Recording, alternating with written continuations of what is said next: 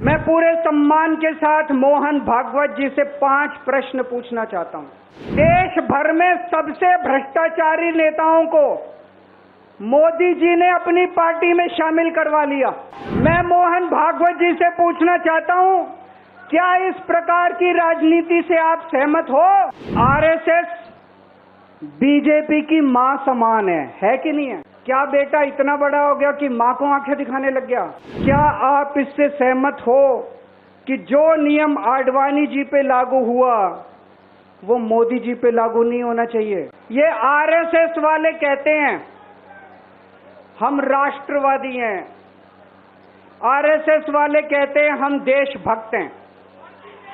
आज मैं पूरे सम्मान के साथ आरएसएस के प्रमुख हैं श्री मोहन भागवत जी, मैं पूरे सम्मान के साथ मोहन भागवत जी से 5 प्रश्न पूछना चाहता हूं और आपका समर्थन चाहता हूं। अगर मैं कोई गलत प्रश्न पूछूं तो बता देना और सही प्रश्न पूछूं तो मैं आपसे हाथ खड़ा करवा के पूछूंगा।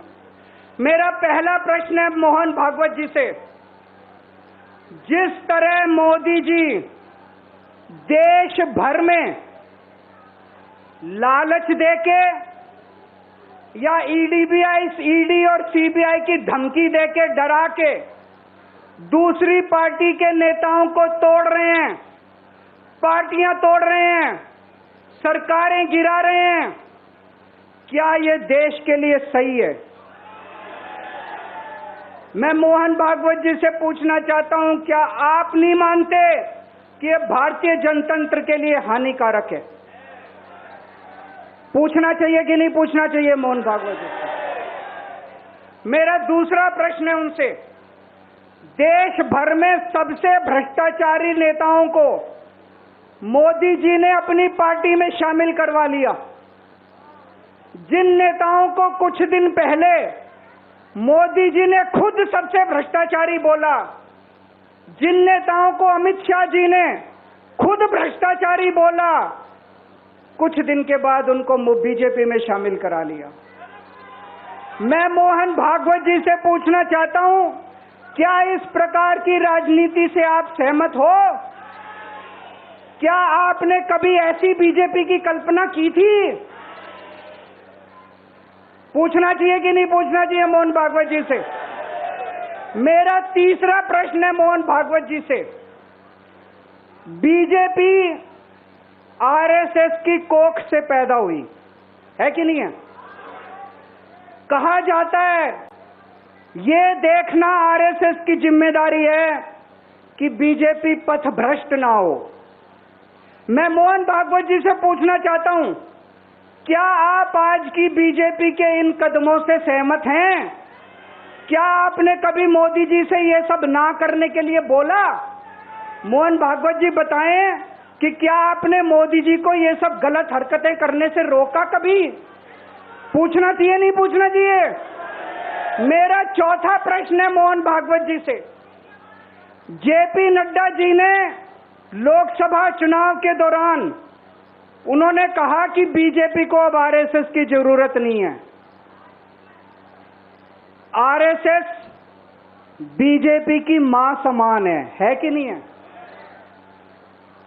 क्या बेटा इतना बड़ा हो गया कि मां को आंखें दिखाने लग गया?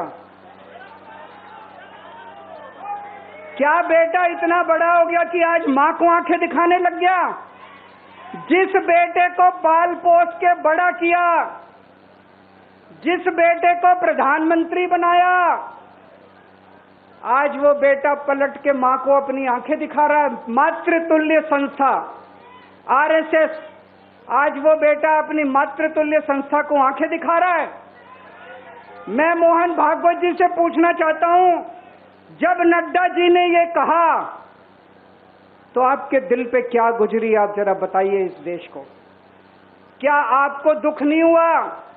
मैं आरएसएस के हर कार्यकर्ता से पूछना चाहता हूं, जब नड्डा जी ने कहा कि हमें आरएसएस की जरूरत नहीं है, क्या आरएसएस के हर कार्यकर्ता को दुख नहीं हुआ?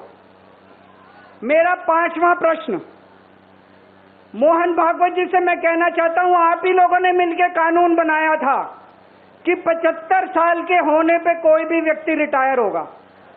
इस कानून के तहत आडवाणी जी को रिटायर कर दिया, मुरली मनोहर जी जैसे बड़े बड़े नेताओं को रिटायर कर दिया, बीसी खंडूरी जी को रिटायर कर दिया, कलराज मिश्र को रिटायर कर दिया, शांता कुमार को और पता नहीं कितने लोगों को रिटायर कर दिया। अब अमित शाह जी कह रहे हैं कि ये नियम मोदी जी पे लागू नहीं होगा। तो मैं मोहन भागवत जी से पूछना चाहता हूं, क्या आप इससे सहमत हो कि जो नियम आडवाणी जी पे लागू हुआ